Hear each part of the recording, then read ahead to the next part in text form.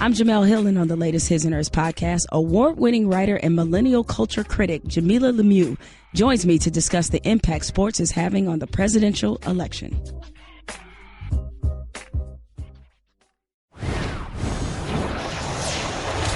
Kalishaw, Blackistone, Fagan, and Ryan. It's the NFL in 2016. How can they not make this call? Well, we've had plenty of time to look at it.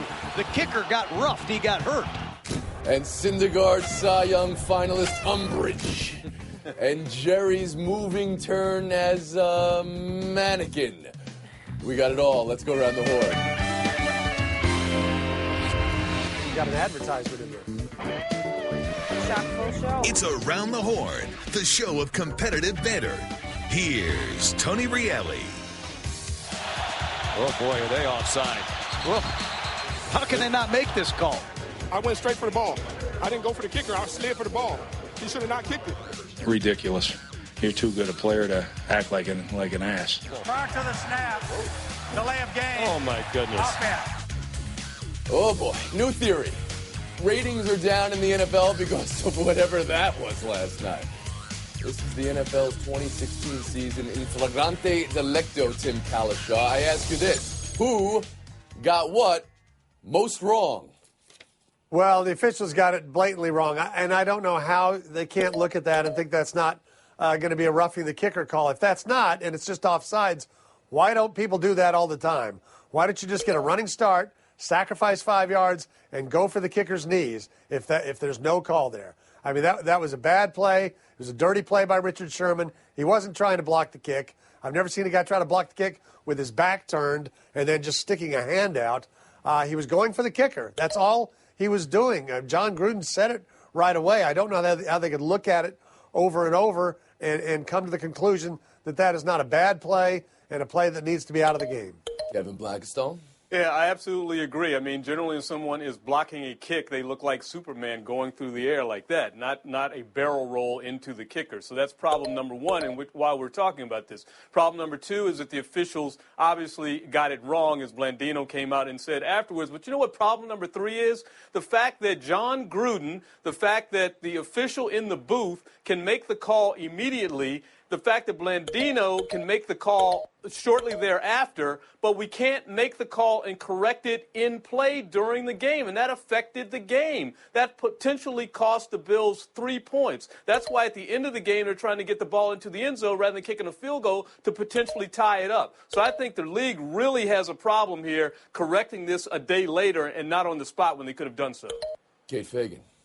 If the Bills have a problem, they should look to the referees, and not because they didn't call an unsportsmanlike conduct, but because they did not blow the whistle quick enough. I mean, this is like the football equivalent of when an NBA player jumps up and steals the ball when somebody tries to get a shot off after the ref has blown the whistle. And I say the football equivalent because, I mean, in football, when you are given the opportunity, you're probably going to hit somebody as hard as you can, like when you have a clear shot at the quarterback. So for Richard Sherman here, he does get the ball. He understands the rules, and there was no whistle. So if Tim's saying that he thinks that players would do this all the time, they can't do this all the time because the whistle blows. The whistle had not blown, and Richard Sherman, whether you think he's taking a free shot or not, he was given that opportunity, and the lane opened wide because the refs did not blow their whistles in time. So you're with Sherman here, and with everything he said after the game, that he was going for the ball and that he tweeted out that photo of his hand on the ball even before he made contact with Carpenter. I feel like he knows exactly what he was doing, and he knows he need to touch the ball. Yes. Okay. Bob Bryan, how about you? Well, I'm going to have to be mostly Mr. Echo here because I think we all agree that was three of us agree that was an egregious act on the part of Sherman. Yes, he knew exactly what he was doing. Yes, he did get his left hand on the ball. Yes. That's not the way you block a kick. And that is the way you block a kick. If you have an additional intention, and the additional intention was to inflict some harm on the kicker, and there's no way he can look any of us in the eye and his nose not start growing if he tells us anything otherwise, okay? So he knows exactly what he was doing, there's just no defense for it. Fagan back in. I mean, this is something that we should probably be focused on as we are with the NFL because players are going to exploit whatever the rules are, and that is obviously what Richard Sherman is doing here. So we must look at what the structure was of that play that allowed him to get that free shot. Go ahead, Kalishaw. Yeah, I mean, I agree with Kate that Richard Sherman knew exactly what he's doing and he knows the rules well. I don't think that keeps it from being a dirty play because he's going for the kicker there. He's not really going for the ball. Touching the ball is something that kind of happens in the process of what he's doing. Okay, I want to go a little bit deeper here because we heard what Sherman said, and as Kate just illustrated, he's playing to the exact letter of the law of the rule. Have you seen the last play of the game? It's Sherman again. Let's roll this. Jacking up a receiver because you can, legally, because Taylor is out of the pocket, maybe, even though I don't know how the official could see both at the same time, or Sherman for that matter. Official could have thrown the flag and then had it picked up when he talked to the referee. I'm going to ask you this, Blackistone. Do the Seahawks play on the line or over the line here? Are they doing it better than people do it in the league or worse? Well, you know what? They had been crying much of this season about calls that they were not getting, and boy, in one fell game, they get a bunch of calls or no non-calls to go their way. That was a really questionable play. I did not see that. I did not see that wide 22 shot last night. I'm not sure what Richard Sherman was thinking other than taking a potential receiver out of the play, which he successfully did, but I also have to put a little something on the receiver, too, because he wasn't very active in that play at that time. He was pretty stationary.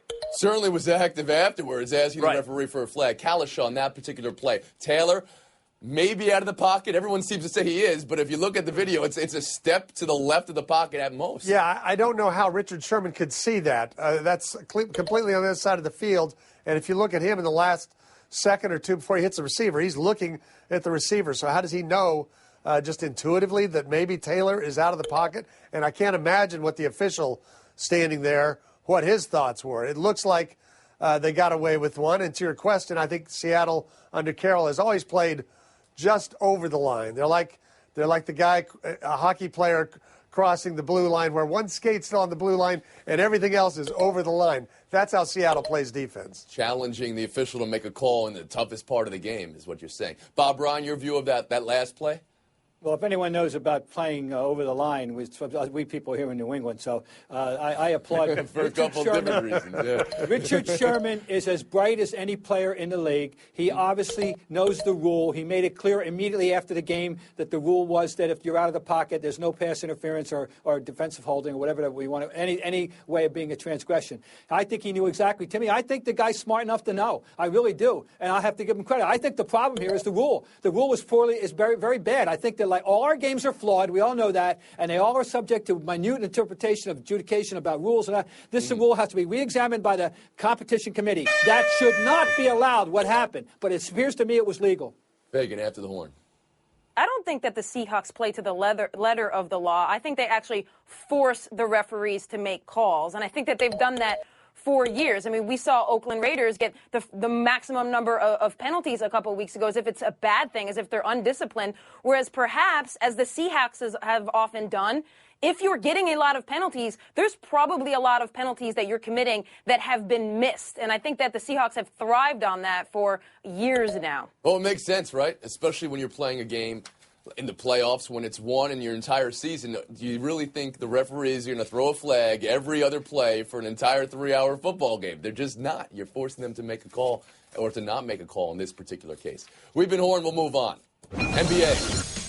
13 threes for Steph Curry last night. New NBA record. Warriors by 10 over New Orleans. Bob Ryan, we'll start with you. Coming off his 0 for Friday night where he had the record game streak snap, what did you see from Curry last night? Well, I give him full props for his incredible athletic talent, and some of those shots were absolutely a 13 on a scale of a 10, okay? I'll give him that. But what I did not like was his dwelling after the game on it. I think they almost lost that game. They didn't win it by much, and he seemed to be very proud of himself for setting that record, taking some of those awful shots, and I don't think that this is a good thing. I think that he got a little too carried away with himself, and somebody better tell him, hey, first objective, win the game, then worry about your stupid record. Wow, that sounds like there's a lawn involved with Bob Ryan, and you want somebody off that lawn. Kate Fagan, what did you think of Steph Curry last night? And specifically to Bob's point, the way he enjoyed it afterwards. Well, on a macro level, I think that the number 13 is mesmerizing. I think ESPN tweeted out that it took 9,000 games for a team to make 13 three-pointers. So you can see the evolution of the game. Now, on a micro level, like Bob is talking about, I think the Golden State Warriors should have learned a lesson last year about pursuing records instead of focusing solely on titles. And you would hope that this year that they wouldn't be trying, whether they're individual or team-oriented, that the thing that they would be concerned most about is how to get Clay and KD and Curry to maximum effect playing together. So I've got two panelists here who think Curry enjoyed this one last night a little bit too much. How about you, Blackistone? Well, you know, it is Curry being Curry. This is what we've come to expect from him, not only being the best bad shot maker in the league, but also with the shimmy and the point to the ceiling and all this kind of stuff, which kind of brings a little bit of attention to himself, and he really hasn't caught a lot of flack about that. The interesting thing is now you have KD there, and everybody's been talking about his contribution as a new player on this formerly championship team, and maybe this was a way of Curry saying, hey, can I get a little bit of my shine back over here? I'm still a pretty good shooter and offensive player myself today. That might be going on. So I would look at that, but I'll also say this. Offense is not their biggest problem. Right now, their biggest problem is defensive efficiency.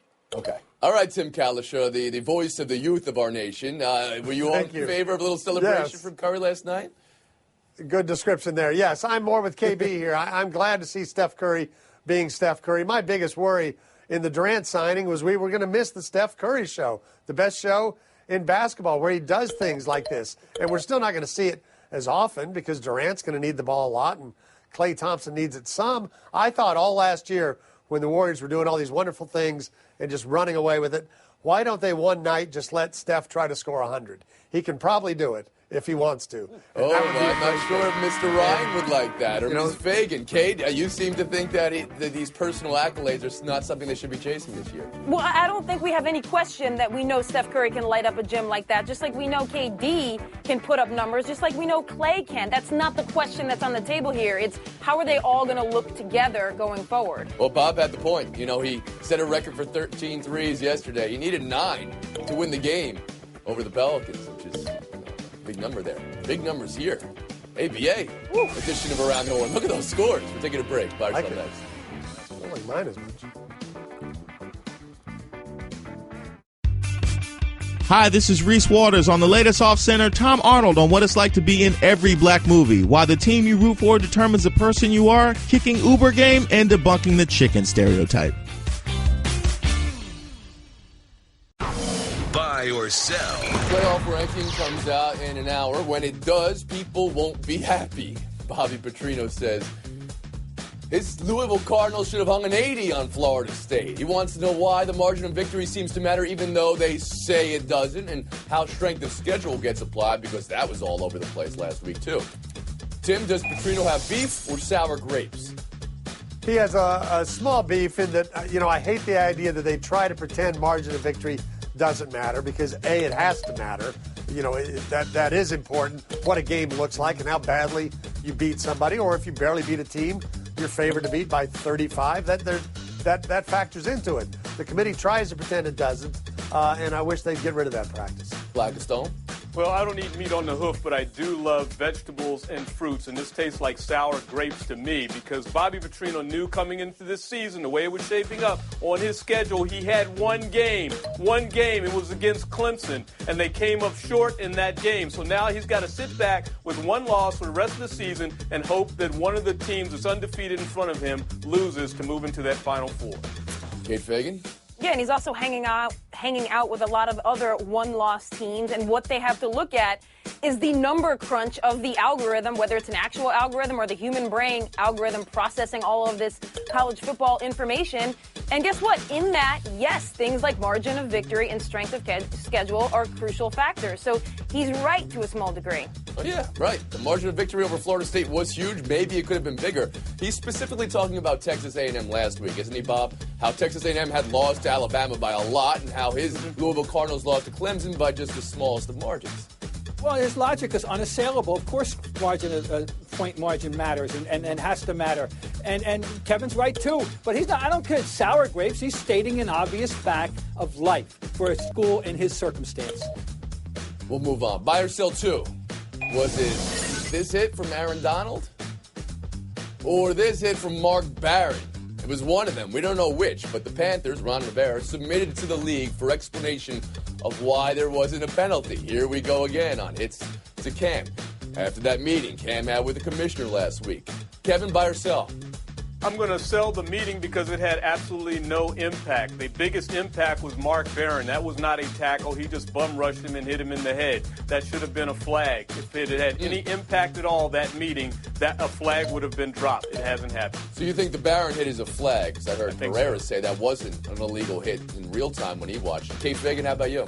I think they need to send both of the plays into the NFL because we're obviously in the midst of some growing pains trying to figure out how to handle this. And the quickest way we can get to the other side, the better it will be for fans, because right now watching the NFL is a lot like watching a court proceeding, and I think there's a lot of fans out there that would like to get back to just watching the game.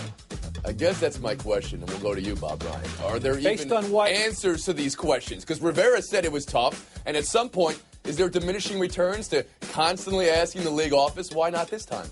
Based on what Rivera said, which is that he only saw the one transgression, and it had to be the Barron one. It couldn't have been the other one. That was just football. I'd say the meeting had to have been a success. He goes from multiple complaints to one complaint, so obviously it bore fruit. Okay, same question to you, though, Tim Kalishaw. At this point, I mean, if the Panthers are doing this every single week over every single hit, or just one hit this particular week, diminishing returns here? Well, yeah, I'm gonna buy there are diminishing returns because it didn't work this week. Although in this case, I will say this: the Barron hit, the second hit you showed, where the player comes straight up the middle, that's the bad hit. But it happened so fast that when you watch it in real time, it doesn't look like a dirty play.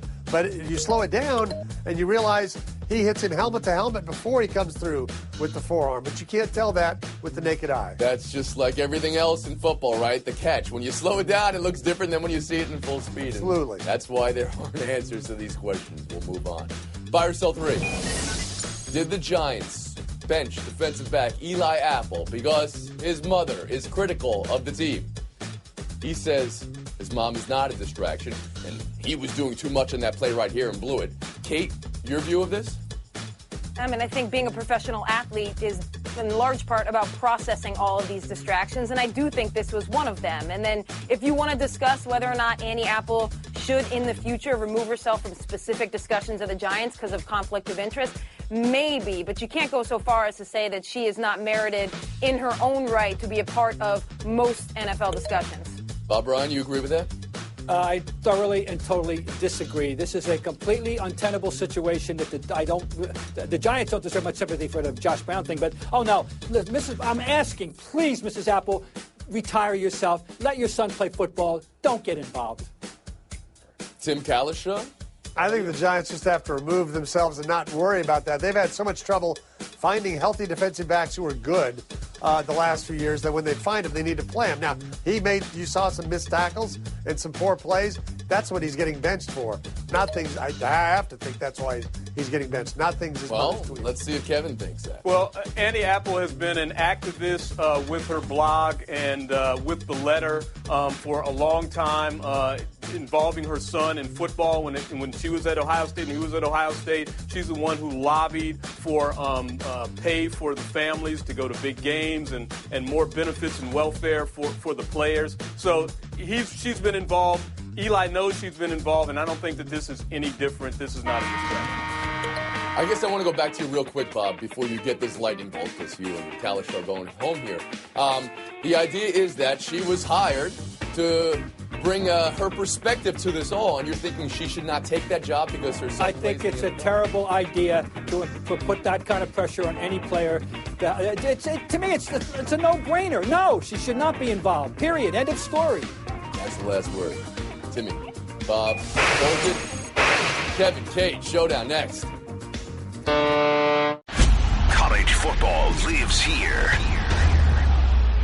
North Carolina sits in first in the ACC Coastal and have their sights set on defending their title. Across the 45, 50, 40, 35, dives to the cone, touchdown, 80-yard run, wow. Up next, they head to Durham to face their fiercest rival Duke. Coverage begins Thursday at 6:30 Eastern on ESPN Radio. Presented by Dr. Pepper. Fresh off a very moving mannequin challenge. Jerry Jones, quote, "We probably are never going to have this sorted out. Have to play it by ear." He's talking about Dak and Tony, Kevin Blackistone. What does he say? What he's saying is he's still got this inkling in his mind that he might change quarterbacks, despite the fact that Dak is off to such a great start, 12 touchdowns, just 2 interceptions, 104 quarterback rating, plus that stellar record at the top of the NFC. What is he thinking? Yeah, I mean, he seems to be saying he's shooting from the hip on a decision that could be the most important for the Cowboys franchise in the last decade, which seems to be the kind of decision that you don't shoot from the hip from, but that you actually drill down into and figure out in detail. Shoot from the hip, drill down into, playing it by ear. It's a little bit too much for me. We're going to give the point to Kevin Blackistone. Showdown 2. Noah Syndergaard. He's not happy. He's not a Cy Young finalist. He gave us the Dwight Schrute. Arg. Does he have reason to arg, Kate Syndergaard? He does if you're only looking at his numbers, but the second you pull back and you actually look at his numbers next to the 3 Cy Young finalist numbers, you realize that even though I love that gif, he's wrong. Mm-hmm. Oh, no, he's absolutely got beef. If you do look at his numbers, and also if you consider the team that he played with this year, I mean, it's amazing that they got as far as they did, and one of the reasons was because he was part of the glue. Okay. And I love the fact he went on social media like that. Well, maybe he can be the assistant to the Cy Young finalists. Kevin, if you were to win, what would your FaceTime be? Collard greens. Kate, how about you? iPhone headphones. Wow, I kind of want to hear both. Kevin's going to get the FaceTime for now. We have time. We're going to get Kate's in there as well. I just want to know, who was it at Neiman Marcus who came up with the idea for Thanksgiving to charge people $66 for a bowl of collard greens? Okay, it's a bowl that serves 8 to 10 people, but are you kidding me? $66 for collard greens plus $15 for shipping and handling? If Fredonia Blackistone knew that she could make $66 and $15 off of handling for her collard greens, we'd be living on an island. Who came up with that idea? Unbelievable. Wow. Great FaceTime. The headline, your mom's name is Fredonia. I think we always need to stress that, right? Freddie. I mean, that's Freddie. Kate, what's up with iPhone? I don't know. It's always the left earbud that falls out of my ear when I'm all running. All right. We hear you. 23.5-hour break. Everybody go vote, please. Ole Miss heads to College Station Saturday night to face Texas A&M. Stiff arm, down he goes. Down he goes. Coverage begins Saturday at 7 Eastern on ESPN Radio and the ESPN app.